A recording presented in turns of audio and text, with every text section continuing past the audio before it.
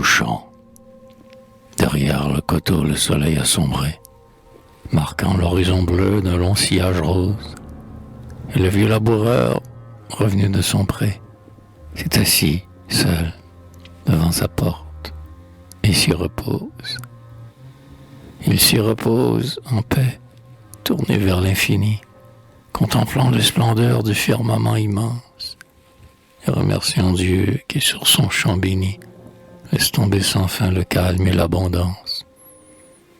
Comme ce travailleur qui promène, au couchant, son regard dans les cieux où le jour agonise, ennemi dont l'âge a blanchi le front penchant, cherche, le soir, silence et repos, à l'église, loin de toute clameur, l'œil dans l'éternité, éclairé des rayons de la sainte espérance, l'âme le vieillard en grâce à la divinité, qui versa ses bienfaits sur sa longue existence.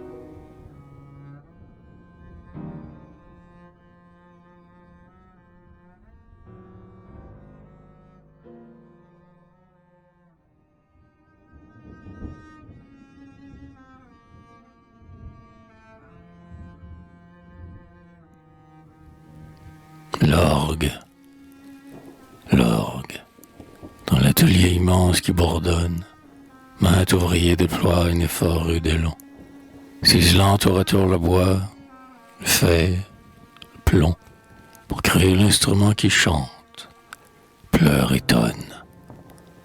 Heureux d'emprisonner dans ses flancs le trombone, la flûte, le hautbois, le cor, le violon, le facteur patient, héritier d'Apollon, poursuit avec lenteur son travail monotone.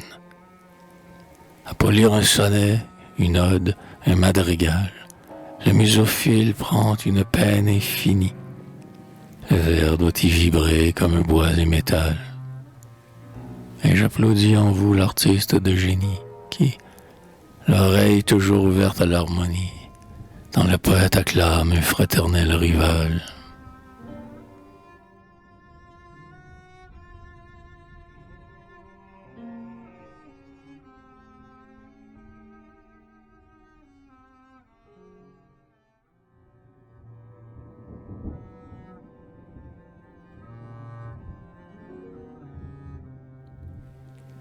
À Gaston Bouzanquet, tout fier des grands labeurs sacrés de vos aïeux, tout épris d'un passé de gloire et de souffrance, le cœur obstinément clos des espérances, vous poursuivez, là-bas, un rêve généreux.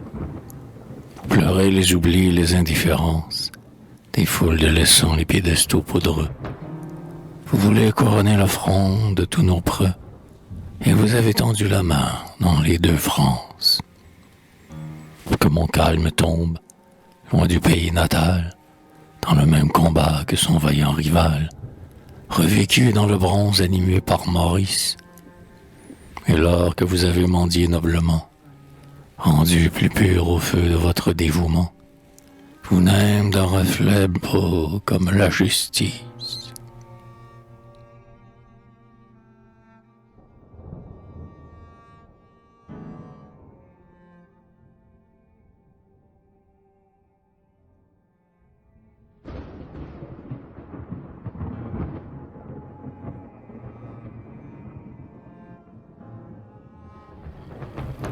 À Louis Foisy, le ciel de la Neustrie, ami, te fit poète, et sur ton luth brûlant du feu des anciens jours, tu chantas Jeanne d'Arc, Roland, Guillaume, Arlette, le fabuleux Montombe, et les 10 vieilles tours, et des clameurs d'assaut, des appels au secours, s'unissent dans ton œuvre à des airs de musette. Tout le passé normand, radieux, se reflète sur tes clairs feuillets d'or faits pour durer toujours. Le souffle qui courait dans les vers de Corneille, animant tes refrains, enivre notre oreille, exalte notre cœur, rafraîchit notre front.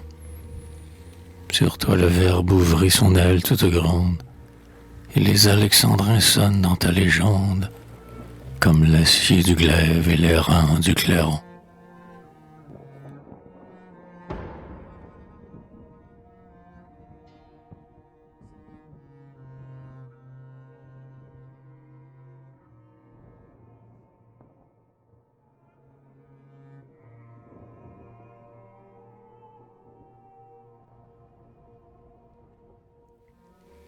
Nevermore.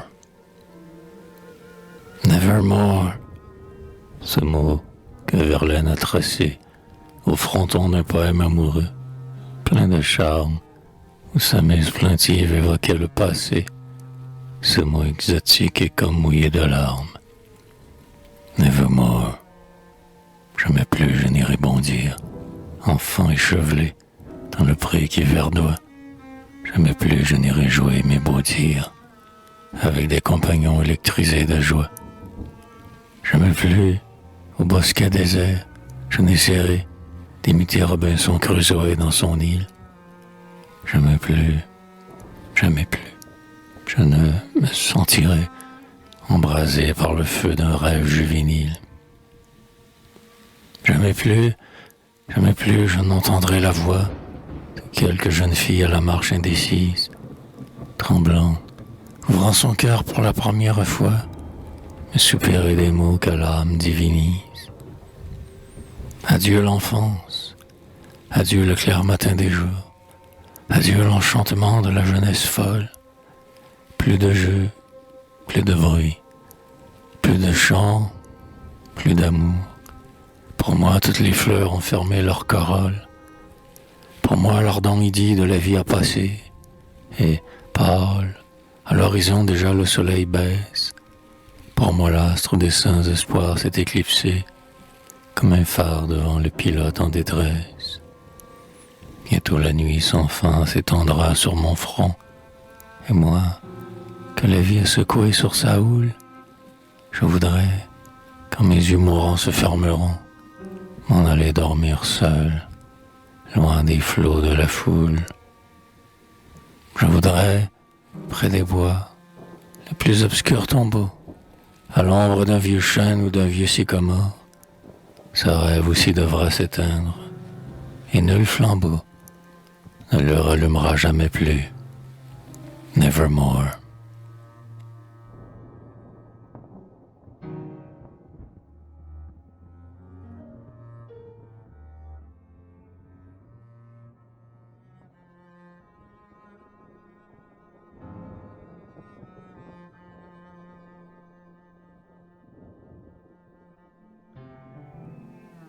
À la révérende se relier, loin des enchantements du monde, loin du bruit.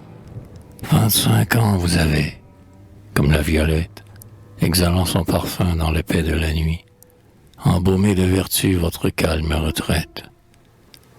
25 ans vous avez, sourds aux cris triomphants, des heureux défilant sur votre humble fenêtre, répétez chaque jour, comme le divin maître, laissez venir à moi tous les petits enfants. 25 ans, Canadienne à l'âme enthousiaste, chérissant la patrie et ses traditions, vous avez fait couler de votre lèvre chaste l'inépuisable flot des plus pures leçons.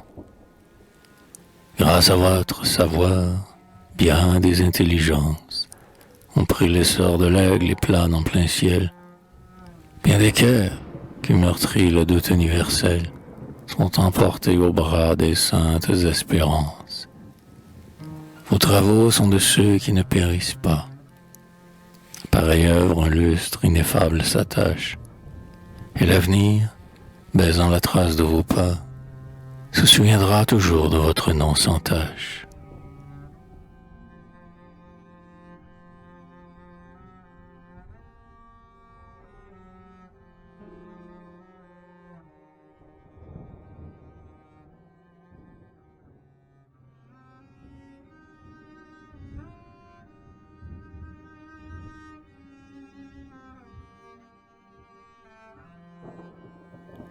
Ô révérend père, C.A. Poisson, le sort vous a poussé hors du vallon natal, et le vent de l'exil souffle dans votre voile. Mais toujours devant nous, noble ami, il luit l'étoile qui montre le chemin aux chercheurs d'idéal. Vous êtes loin, bien loin, mais toujours dans votre âme survit le souvenir du pays des aïeux, où la France a tracé son sillon radieux, où la foi dans les cœurs garde toute sa flamme. Toujours vous chérissez le fleuve solennel, que nos grands bois touffus ombragent de leur dôme. Vous chérissez le vieil et suave idiome, sur vos lèvres mis le baiser maternel. Avec toute l'ardeur modeste des apôtres, soutenus par l'espoir, conscients du danger, vous luttez constamment, sous le ciel étranger, pour faire aimer le Christ et défendre les nôtres. Vous vous heurtez souvent au sarcasme moqueur, d'implacables jaloux méditant notre perte, à tous les suppliants votre main est ouverte. Quand vous n'avez plus d'or, vous donnez votre cœur. Grâce à la charité dont le feu vous embrase, rayonne un sanctuaire aux modestes lambris, où bien des pèlerins fatigués et meurtris viennent se retremper aux sources de l'extase. Votre zèle est passé dans votre humble troupeau, et votre nom vivra sans fin dans sa mémoire, brillant comme un reflet du flambeau de la gloire, vibrant comme les plis de quelques fiers drapeaux.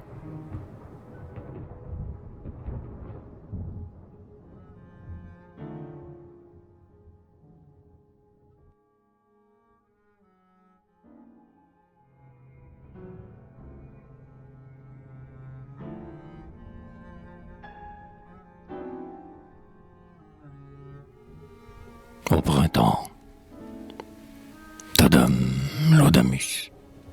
Avril, à chasser les froids, les grisils, les avalanches. Notre printemps est de retour, et partout un frisson d'amour court sous les branches. La vie a germé de la mort, adieu les bourrasques du nord.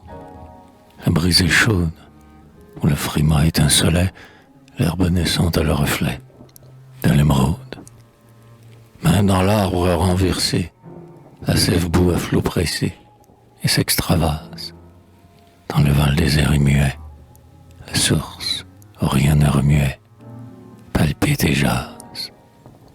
Le soleil argente l'arceau, du pin et l'azur du ruisseau. La feuille pousse, la pervenche s'épanouit, des hymnes montent jour et nuit, des nids de mousse. Voilés d'un diaphane encens, avec 1000 bruits caressants, le flot déferle. Et le soir, l'astre au firmament, lui de l'éclat du diamant et de la perle. D'âgres parfums sortent des eaux. Le vent, balançant les roseaux, chasse la brume. Le bosquet semble un reposoir et, comme un énorme encensoir, le coteau fume. Ah, ouais. Tout est ressuscité, tout reprend sa fécondité et sa caresse. Hommes et bêtes sont joyeux, la nature au cœur comme aux yeux jette l'ivresse. Cependant le charme inouï que prodigue à l'être ébloui, mais qui flamboie, hélas, ne sait plus m'émouvoir. Mon âme est fermée à l'espoir, comme à la joie. Je songe qu'une autre saison va ternir encore le gazon et les étoiles. Je revois neige et glaçons, et je sens déjà des frissons jusqu'aux moelles. Du sombre hiver je suis hanté, comme un poète l'a chanté dans sa tristesse.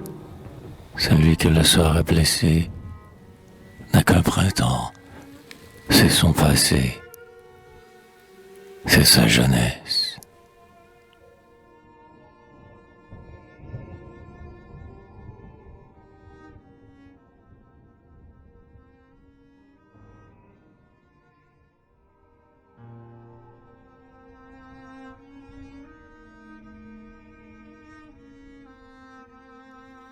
Après la neige et le froid noir, je me plais pourtant à revoir le lit éclos, rutiler le soleil joyeux sur les tombeaux silencieux qu'il baignait d'or. Je me plais, désertant mon seuil, lorsque du merle ou du bouvreuil, les champs s'éveillent, à rentrer dans les champs étroits, où, couchés au pied de la croix, les miens sommeillent. Dans le cimetière dormant, je retrouve un isolement qui me repose. Je rêve qu'avant bien des jours, j'irai là poser pour toujours mon front morose. Je rêve qu'en un soir de mai, au flanc d'un coteau parfumé de l'âpre beauce, sous la terre je sentirai qu'une fleur du sol adoré croît sur ma fosse. Que cette fleur du doux pays où je reçus d'être chéri, l'adieu suprême, avec ses lèvres de carmin, peut-être aura baisé la main de ceux que j'aime. Et je compte qu'à son parfum, appelant dans l'ombre quelqu'un dont je vénère les nobles et pieux accents, viendra parfois mêler l'encens d'une prière.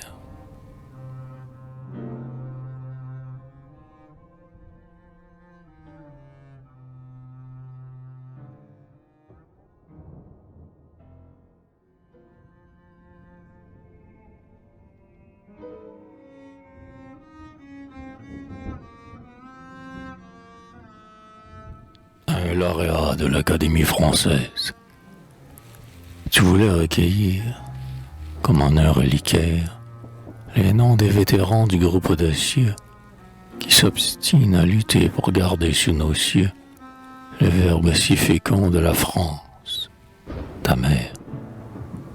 Tu fis un livre aussi viril que gracieux, une œuvre de justice, une œuvre salutaire, et la gloire, là-bas, au pays des aïeux, hier, a sur ton chef posé sa main austère.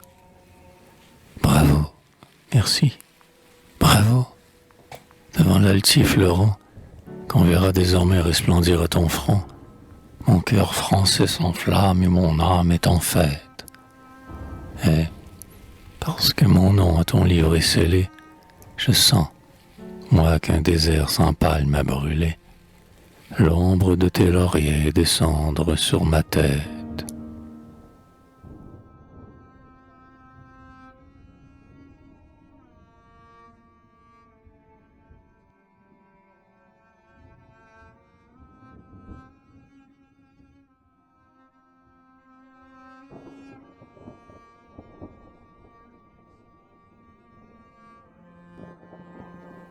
Tristesse. Le gel a flétri les rameaux, des érables et des ormeaux de nos bocages. Un frisson de mort a passé, et le vent fauve et courroucé tord les branchages. Au creux des sillons assoupis, on ne voit plus tomber d'épis. Les nids sont vides, et les tyroliens ailés quittent nos climats désolés pour les Florides. Un froid linceul voile les cieux, son aspect sombre et soucieux angoisse l'âme. Tout est morne, onde, champ, forêt, et le soleil comme à regret donne sa flamme. Tout semble tressaillir d'effroi, la voix des cloches dans l'air froid est sourde et fausse, et la feuille tombe des bois comme un pleur de l'œil aux abois sur une fosse. Adieu les chansons du flot bleu, adieu les couchants d'or, adieu les matins roses, adieu l'enivrant gazouillis de la brise dans les taillis, adieu les roses. Plus de fleurs, plus de chants d'oiseaux, au fond du ravin le ruisseau écume étonne. Novembre est venu nous glacer, et dans mon cœur je sens passer le vent d'automne.